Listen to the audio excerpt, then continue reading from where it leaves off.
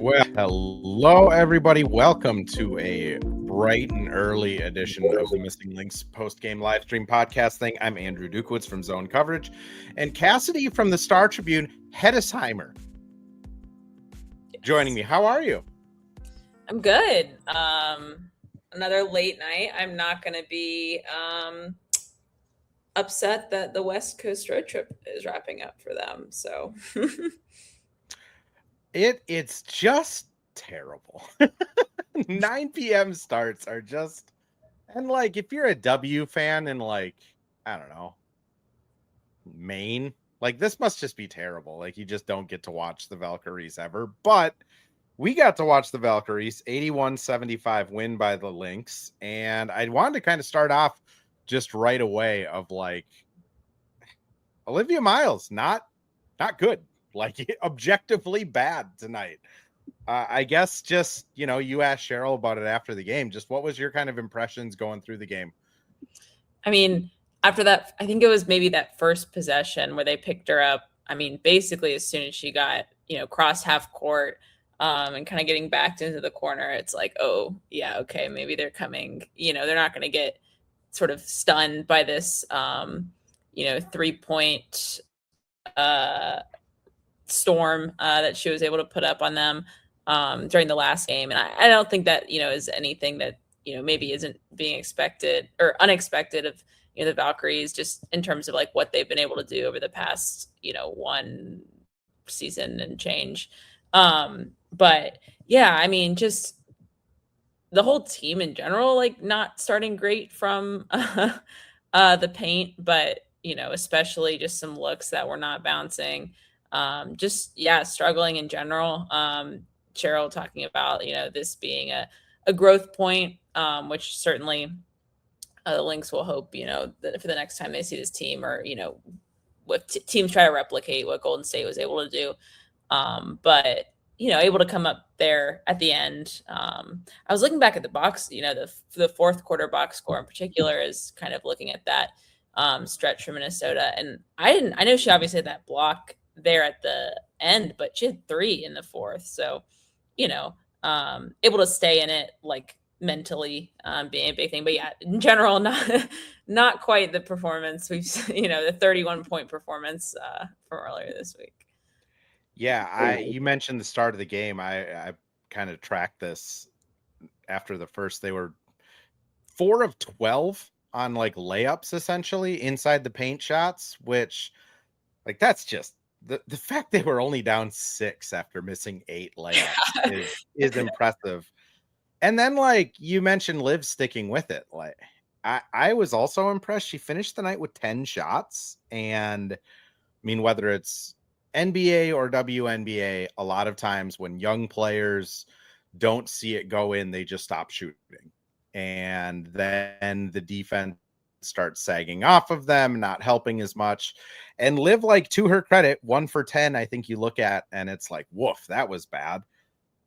But like, I'd rather have her 1 for 10 and keep the defense honest than be like 1 for 4 and afraid to shoot, which, defense obviously was kind of the calling card, right? Like she gets 3 blocks, 3 steals, 5 rebounds, hits the 2 free throws at the very end that kind of helps seal it.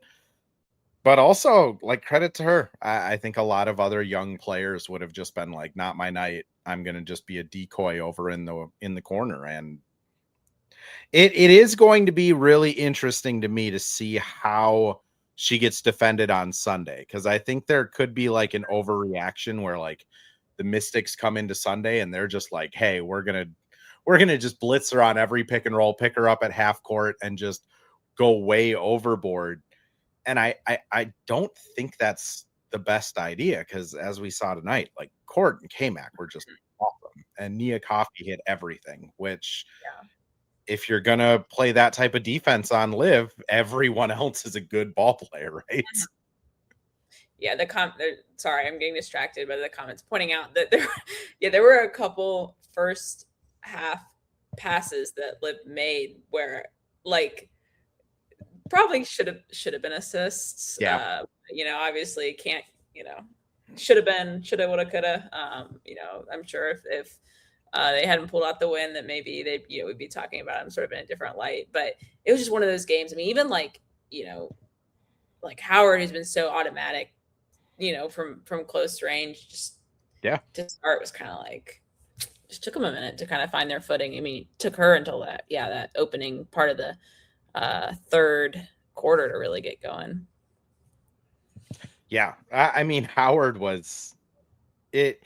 She's kind of done this the last two games where she, against the Sparks, and honestly, their last home game, she was kind of doing it too, where she just misses a couple layups early, and then she kind of decides like, oh, wait, I can make the most ridiculous hook shots known to planet Earth, and decides to just start putting some of them in.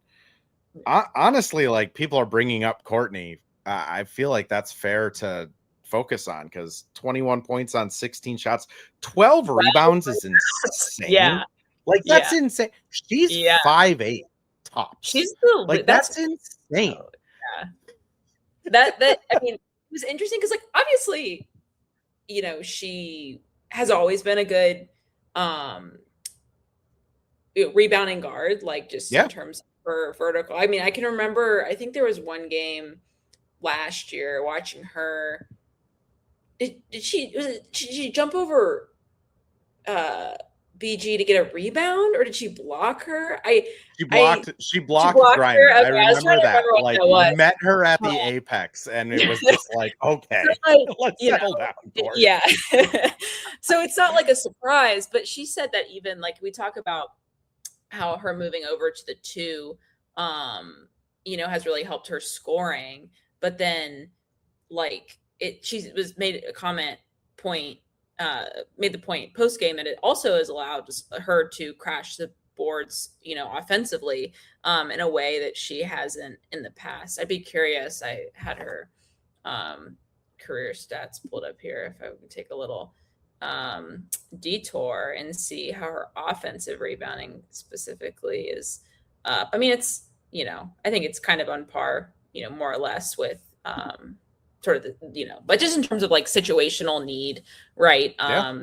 She's, McBride's rebounding's up. Obviously, Liv comes in as a, good rebounding guard. But yeah, she just that was an impressive 5 assists, team high 5 assists. She hit Nia for, I think, a couple of those.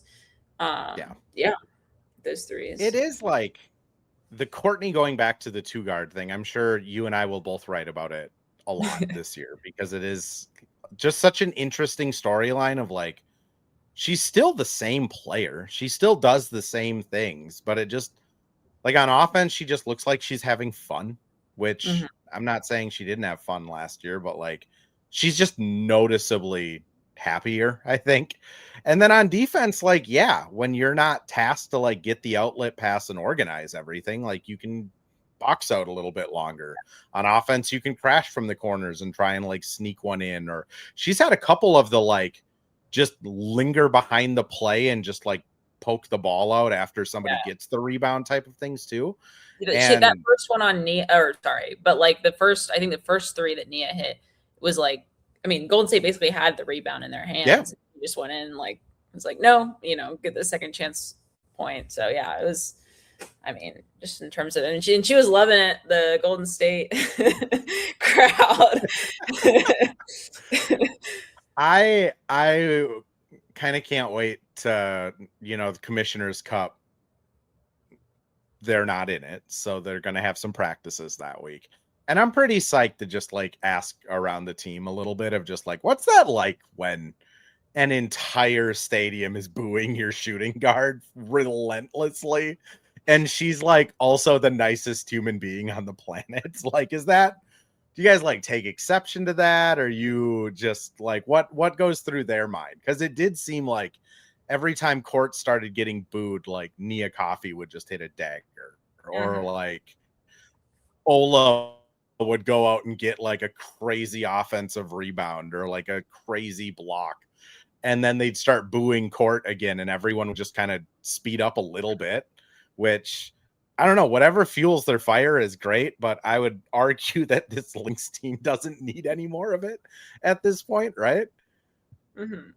Yeah, I mean, like, even the what was it? She at post game, she I we couldn't quite hear the question on the Zoom. I don't believe, at least I couldn't, for that last one for her, but someone was asking, I think something about like, what role are the, Lynx? Are they the villain? Like, I don't know if the question was if they feel like they're the villains of the league this year, which, sometimes listening into like the team when they go to different away post game, I think when they were at the playing the Aces, someone was asking about how they viewed the Aces and villains, just different things. And it's kind of funny, like just different perceptions of the teams and like where different media in different cities are kind of coming from in terms of framing things. But anyway, so I think she was asked if they kind of felt like they were villains, and she was like, the rest of the team are really nice girls. Like,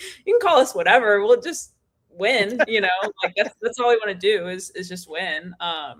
And so I think that kind of makes your point of like, I don't know if they necessarily need any more fuel besides that, right? Of feeling like knowing their ceiling is high and wanting to like play up to that level, which, this Cheryl and the coaching staff like elevates them to, it seems like pushes them to and stuff.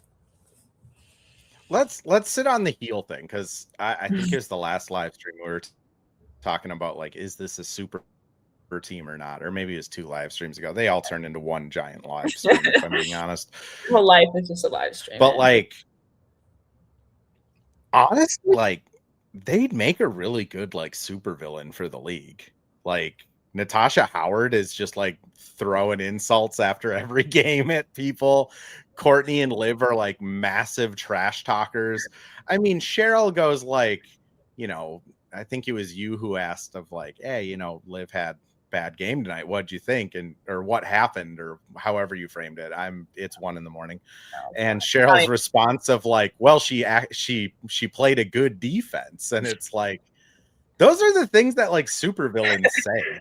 I think they should lean into it. Just only wear black jerseys and just lean into like, we're just going to be villains of the league this year, because they have all the components, right? I mean, in terms of the fact that like they're good, but like I don't know if that qualifies a team to be villains. It's like, I don't know, like there's a comment pointing out like Fee is too nice to be the villain. But like, sort of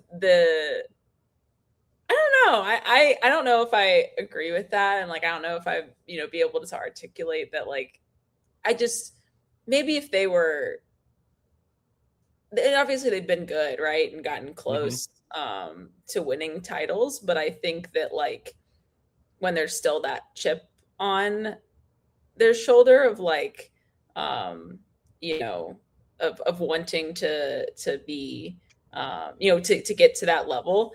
I think that maybe like if there is, I don't, get into speculation or, things that aren't like just feeding narratives or whatever, but like sort of that idea of like when you see a team that is able to bring together pieces without their superstar and quickly acclimate a rookie and sign really smart free agent signings with like Tasha Howard and Nia Coffey and elevate them to play like among, above a level that maybe like people hadn't thought, retain players that are key in Courtney and Kamak. Like there's some like maybe jealousy of that, like not saying like from teams, but from people watching, of sort of that idea of like, if they can do it, like why can't we do it? Like we also don't have Fee and we're not doing this, but it's sort of like, like that's not an easy comparison, right? Because every team has different players. Not teams don't have the experience that the Lynx, coaching staff and front office do, and so it's just like, it's just a different situation. But I could see how someone could, sort of that unexpected, there's like that kind of unexpected everything clicking. It's like, why aren't we doing that? And it's like, it's not that easy. There's so much work that goes into it. I mean, I will say, admittedly, it is a lot easier to put the Lynx in let's do Star Wars comparison, right? Like it's a lot easier to say like they are Luke Skywalker, Han Solo, Chewbacca, C-3PO. I don't know, is like Courtney R2. I don't know. You guys in the chat can figure out like who's who on like the rebellion, but like it is a lot easier to be like, this is the team that's chasing. There's such a good like underdog story, which like they legitimately are this year. That no one thought they'd do this. And like, of course, they have like titles and so much success, like you know, sort of like built up. But like, it's almost like, I don't know, is this like an appropriate NBA comparison? Someone can tell me if I'm wrong. But like the Spurs, right? Like obviously, yeah. But like sort of that like, it's not like an active like window. Or I mean, I don't know how long an active window has to be. But sort of that idea of like, yeah, give us a whole comparison. Yeah, I don't the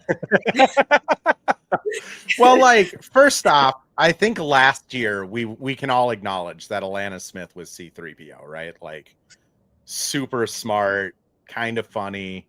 Like it was glue of the rebellion. This year, I don't know. I'd have to. I'll come back to you guys tomorrow with it because I don't have anything to write this weekend and there's nothing to do until Sunday. You pay attention to Twitter. Anyways, Word says they're all Baby Yoda, which fair. Cheryl is like a good like not Baby Yoda though. Like she has like Yoda vibes. Obi-Wan's probably like way. Yeah, I'm gonna flush this all out. That's my job for tomorrow. But anyways. I do think it is like I would like this team to be a villainous team because like they do have pieces where it's just like I think it'd be fun to cover a team that's just like openly in the media kind of trash talking everybody like they have been. But also, I don't know, the thing I keep coming back to this team is like they consistently this year have been just saying they're hooping, they're all hoopers, they love to hoop. And like honestly, it just feels that way. Like it feels like this team just rolled a ball out in a playground and they have played together for years and they're just like punking people, which it's kind of what they did to Golden State down the stretch. Like they just started running like actions that they're familiar with and getting to the line when they needed to, getting it to Tosh until she fouled out. And like, I don't know. It's just a really fun team to watch because it is just like such a pure basketball, right? Like no one flops. Like no one's, I guess the whining at the refs, like that happens everywhere, but like no one's super egregious about it. It's just fun. Uncommon. Yeah. I mean, it's one of those things, right? Where like, I mean, you saw it tonight, but like, it isn't dependent. It's not like a live and die by one person's performance. Yeah. So it's not like when you get in the first quarter and someone's kind of having an off night or, something, you're like, oh man, like, what are they going to do? Yeah, talking about someone in the comments talking about Chechi in the post game press conference, and I wanted to fit this into my like game story that I was working on before this, but like I just didn't have the space. But saying that she feels like she is every time they play, she wants to make her not have regret or make her regret not protecting her in expansion. She was balling. Yeah, Chechi's been awesome against the Lynx. I think she struggles a little bit more against every other team, but like, hey, whatever works, I guess. I mean, it's just been a fun season already. It's a really cool dynamic of a team where it's like you can just tell it's again for Wolves fans that listen to the show is like crossover. Like when Chris Finch is talking about the flow of the offense, like just watch it 10 minutes of a Lynx game. Like that is what Finch is talking about constantly. Like it's just a bunch of people playing basketball that just understand spacing and where to be and what to do. And then they just have like good players. To your point, like Nia Coffey is like out here like hitting massive threes to get them back into the game. And I was talking to I was on the Winsider show earlier this week, and I was just like, if Nia doesn't sign here, like her career could have been over this season. Like minutes were down ever since she went to Atlanta. I mean, there's a realistic chance where her career's just done. And instead, she's sitting here just hitting every three, shooting 40% on large volume. And like, that's just the Lynx. I have like a story that like I've been working on that's like going to come out like soon here. It's like about her and like, like coming back and everything. And like I had a thing where it was like, not in a way to dog, but just saying like she's only starter not averaging in double figures, but all these other things, and she might be playing herself out of that. I might have to rewrite that. So barring if we get another Nia 20 piece against the Mystics, I might be in trouble. But it's okay, story doesn't all hinge on that. But yeah, you just have to change a couple numbers. Yeah, but point being, like, yeah, like their ability to just like run plays for her, find her, is quite impressive. And just sort of the Cheryl is, I think, came up after last game talking about her saying that like she's the kind of person that like you look her in the eyes and you say like, this is what we want to do, and like she'll do it to a T. So yeah, no, she's been very impressive again. Then there's the polar opposite, where 3 years into Cheryl Reeves' system, it still sounds like Cheryl has to tell Courtney what she's supposed to do off to the side after every huddle, because Dory just kind of forgets immediately, which, like, again, it's everything you'd want from a team to cover. There's just so many good stories. I mean, as Chris says, like, Nia Coffey's just such a good person. Like, she is. Like, Court is just like a fascinating personality in her story. We haven't even talked about K-Mac tonight, who just 17 points on 7 of 12 shooting, and then guards the best player for how many minutes did she play? Guards the best player for all 34 of her minutes. Like, yeah, they were racking up some big numbers starters tonight. I will say, like, if they hadn't eked that one out, that 27-4 bench number would have been more alarming. The bench played a total. The bench played a total of 37 minutes and went 1 for 9. Like, it keeps happening. Like, they'll give us like one good game where it's like, oh wow, like Maya Caldwell start hitting shots. Tony tonight, like, her stat line, I think, is just a steal. Yeah, just a steal for Tony. Nothing else. No shots, no rebounds, no points, no assists. But like, I would argue, like, Ola's fourth quarter and second half stint was really good, and then Tony was probably like the next best. Maya was pretty unplayable tonight. Ola was her when Tosh got fouled out. It is strange how, like, I do think they feel comfortable with Ola just going in there and playing center, which 19 minutes for her tonight. Like, that's that, as Abby says, like 19 minutes for Kosu. That was like my favorite thing last year when we got any Kosu minutes, and now she's like an integral part. I've been very impressed by just the need that they've had, like the sort of, I would say forced leap, right? But like, I mean, yeah, she's getting a ton of minutes these past couple games, and I mean that bench is going to change dramatically. At some point. I mean, you go from having, like questions about the depth or the production at certain times from that group to having a player who we're talking about, like we just spent 5 minutes singing praises of as a starter on the top team in the league, coming off and like playing minutes and stuff, but that's all. We've been saying that since the start of May. So, Cassidy, I'm going to throw us over to a quick ad read. When we come back, I do want to talk more bench stuff because I have a question for you about Dorka specifically. But first, ads. Well, hello. Thank you, Livestream Andrew. This is Ad Read Andrew. And today we have Firehawk Construction and Remodeling, the presenting sponsor for the Missing Lynx podcast. Firehawk Construction and Remodeling strives to inspire people to follow their ideas, working with respect and understanding to create a quality, tailored result. Firehawk Construction and Remodeling, located in Blaine and serving in the North Metro area, is here to help you with your building and remodeling needs. I can say personally, thanks to Firehawk Construction and Remodeling, I have a beautiful deck in my backyard and countless projects that I started, they finished.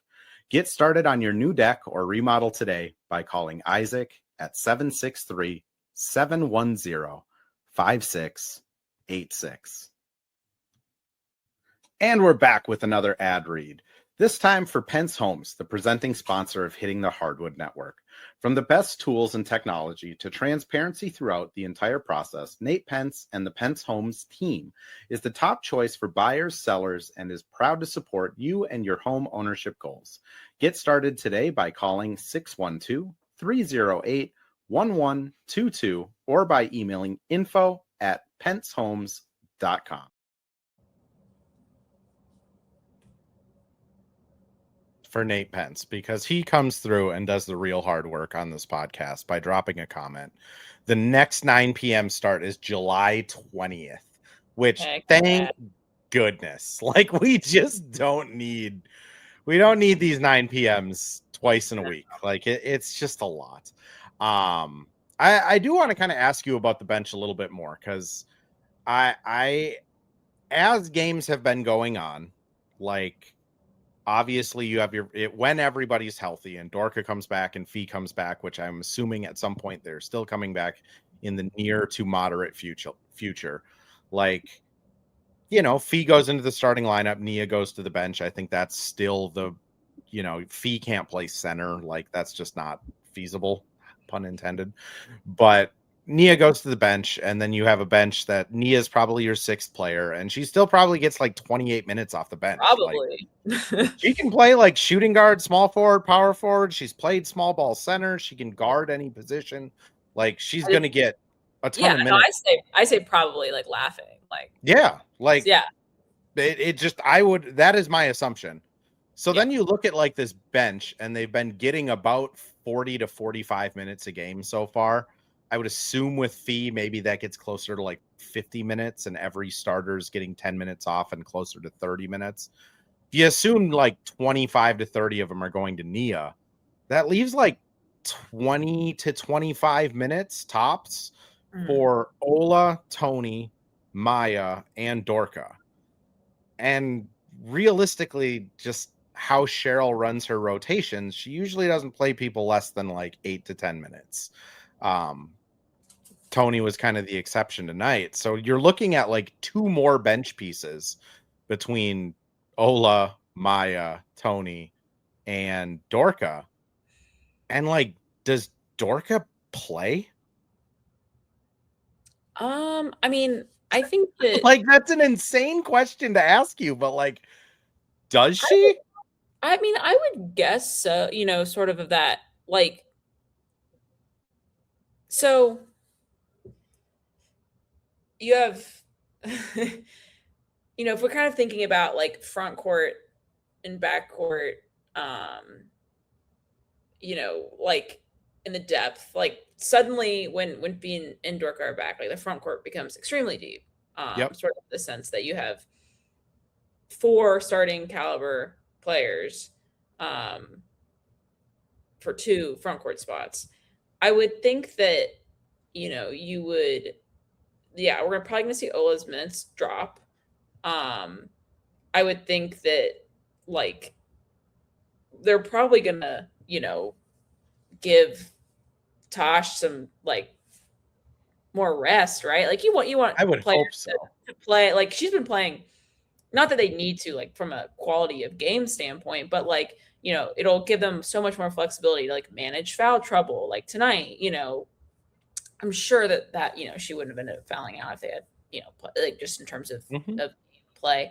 I'll be curious to see if we see more, like, if they do like a 3 big. Not that any of the bigs are like all that big, but like Yeah. if you play Nia at the 3 at all, then does like does Mac get more time? You shift her over to the 2 back and sit one of sit Courtney more. Like there's so many possibilities, and like that's something that to me is going to be really just intriguing to watch. Right? It's like that's like the most fun problem for a team to have is, oh no, we have too many good players. We have our EuroLeague MVP coming up. Like I'm sure they're all going to play, but it's just a matter of like not all, but like when I think about those 7, I can't do math. Yeah, 7. Yeah. Like that's going to be like a group. It's just going to be a matter of figuring out like where does everybody else like fit into that. I think that it'll probably be a little easier for probably guards to crack into that when you think about like Maya and Tony just positionally, but yeah, that's where I've been kind of scratching my head is like, as Raheem says, like, does Dorka play? Are you serious? Her pick and pop ability alone, like no notes. Like she is a awesome pick and fade player. Her with Liv is going to be awesome. Her with Court was awesome in 2024. Like Ola has given them so much just like grit and toughness, and she's been playing really well. Like defensively, I think she's probably better than Dorka at this point. And then you kind of look at like, oh, continue. Yeah, you go. I would say like it gives you flexibility for like matchup stuff. I mean, I think I remember watching that, series versus Phoenix, and like they had Masha playing like a ton of minutes, and it was just kind of like deploy, like we need this specific thing, and that's not a bad thing to like have in their back pocket either for somebody like for just to be able to do that. So I mean, yeah, like absolutely, like comments pointing out, like like Cheryl's gonna figure it out, like I mean that's the answer. Cheryl is gonna figure it out, and like Ola is 21. Like if she has to take a back seat because Dorka is better at this point, like they're not gonna like jeopardize. I don't think they're like sitting there staying up until 2:30 in the morning at night, like how are you losing sleep over like how can we get Ola minutes. Like if she outperforms Dorka, we probably see a lot of Ola. If it's the other way around, probably seeing a lot of Dorka. I like your point of people were bringing up Cardosa in the chat earlier and how the Lynx should trade for her. One, no, don't break up this team. It's fun. 2, like Dorka probably plays a ton of minutes against like Atlanta and Chicago. And then against like the smaller teams in the league, it's probably Ola getting those minutes. If Ola gets any, it might just be Nia gets all of them. I do kind of feel like this team still needs a guard though, because Maya tonight was tough. And I think the other, Tony gave him like 7 minutes in the second half and was fine. But again, like she's still kind of figuring out like where her space is in this league, I think a little bit, and like when she can take her own shots and kind of be aggressive. And they've been very healthy so far. So I am kind of being a pessimist of like, is Court and Liv going to play all 40 games this year? Like history would say no. Well, all 44 games, good Lord. History would kind of say no on that. And they just don't really have an option. Yeah. What do you think of like the backup guard? Because they still have that Chikova card to play. To like activate her? Yeah, so my understanding is once they sorry. Yes, I was thinking. Once they apply for the cap relief, they'll have 72 hours to make that signing. So my guess is they've been just kicking that down the road. But I would assume that another fairly good player is going to be added to this roster via free agency at some point. Yeah, I'm not. Yeah, it's an interesting thought. Like, sort of, I do think that, like you said, like the health in this situation, like, is Pardon me. It's getting late. It's 1:10 in the morning. You can yawn. It's fine. But I mean, I think that can Emma still be on the roster? Will she be cut? She will still be on the roster. She'll just be like an injury exempt contract. Kind of similar to like, trying to think who they haven't done it. Oh, it'd be pretty similar to like Aubrey last year, where like she's on the roster and around the team, but she's not able to like take part in team related practice activities because she's like technically season ending injury and they exempted her contract. So she'll be around and she'll be here, but she won't be able to do a whole lot. But yeah. And Eddie, yes, they do get paid. WNBA has fully guaranteed contracts. I mean, I don't want to like necessarily like overreact based on one game. I mean, I think as a whole, like the trend this season has been like in some of these close games, like the bench overall has struggled to score and get shot, you know, just from a like production standpoint. You know, I think individually, like at specific levels, like, you know, yes, like this was not Maya's greatest game in terms of some of the looks that she was missing. But then, you know, it was coming off, I think, what was it, like 7 points, 7 rebounds, playing some pretty significant minutes, you know, against the Sparks. When that was kind of, you know, there were some points of that game that were kind of iffy just in terms of, you know, I think Cheryl even said that herself. So like, you know, I don't, but yeah, I mean, when you look at like the drop off, like the starters are playing at such a high level that it makes that drop off feel more significant. I think that if you, the bench end of Portland game was not great either. Yeah. But like, or what was, I'm getting on, now we're getting the point this season where like, I'm starting to blur together and they're playing teams more than once together. So, but like, you know, I think that if the starters weren't so like elite, just in terms of like where they stack up against other starting lineups across the league, like maybe that drop off wouldn't feel as significant. Yeah, like Maya has had some strong games. Ola's had strong. Everybody like individually has had. It's just a matter of like you just wrote a column on Tony having strong games. Like I think it's just like when you're playing like the Aces or the Liberty or Golden State or one of the better teams. Yeah. Like Golden State's bench, there's like no drop off from their starters. They just have like a bunch of really, really good players, and that's just what it is. I do think they could use a little bit of help still, but just catching up on chat before we get out of here. Ryan asks if Dorka will be in the starting 5. I would be stunned. Natasha Howard's like an all WNBA player this year.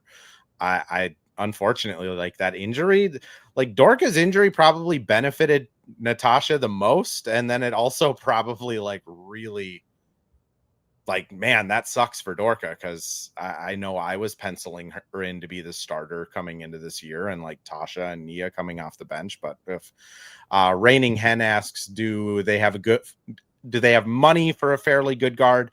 So yes, when they inevitably waive Chikova's contract, they will get, I believe it's the full amount of her contract back to use to sign free agents, but veteran minimum contracts are prorated based on how many games are left. So like if you're a 6-year vet and you could sign a $340,000 contract, but there's only 50% of the season left, that contract is now $170,000 to whatever team is signing you. So like, honestly, the Lynx could kind of sign anyone who's willing to accept a minimum contract. Like if someone crazy got cut at the trade deadline and it's a bidding war, the Lynx probably wouldn't win it, but like they'll have enough to kind of, if someone's chasing a ring, like they'll have enough to kind of figure it out. Amanda asks if Dorka comes back before Fee, would she start? That's a good question.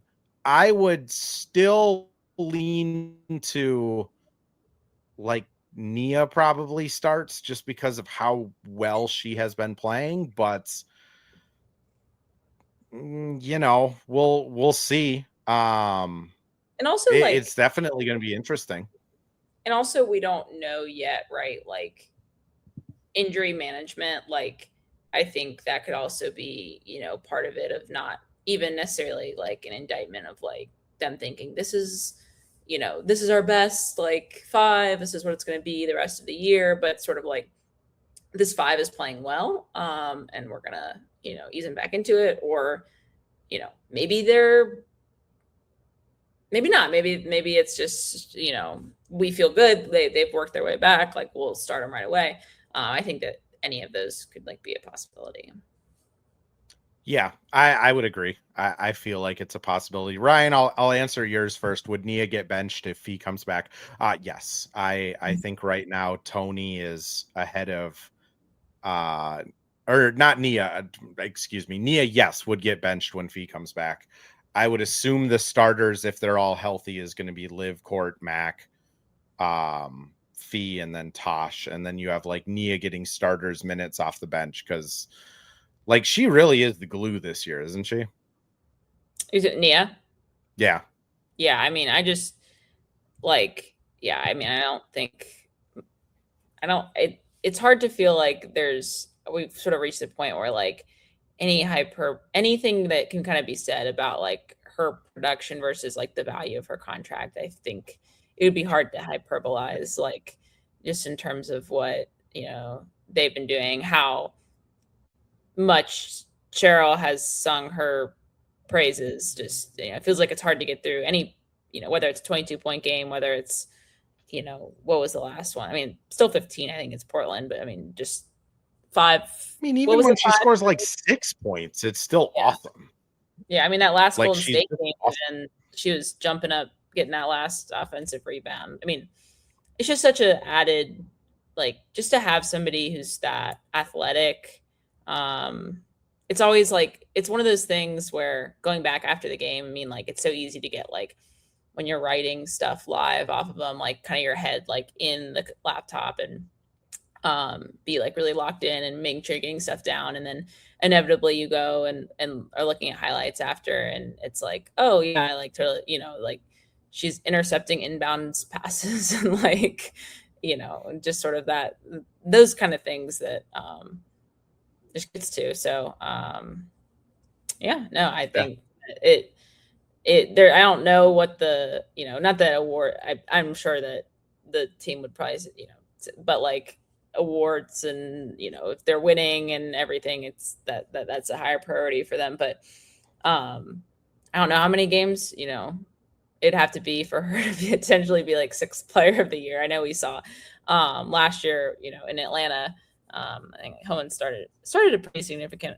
amount. But like, if that factors into her averages and she ends up, sort of by the end of the season, the perception of her is of a 6th player, and sort of they, voters maybe forget that a lot of those numbers came as a starter.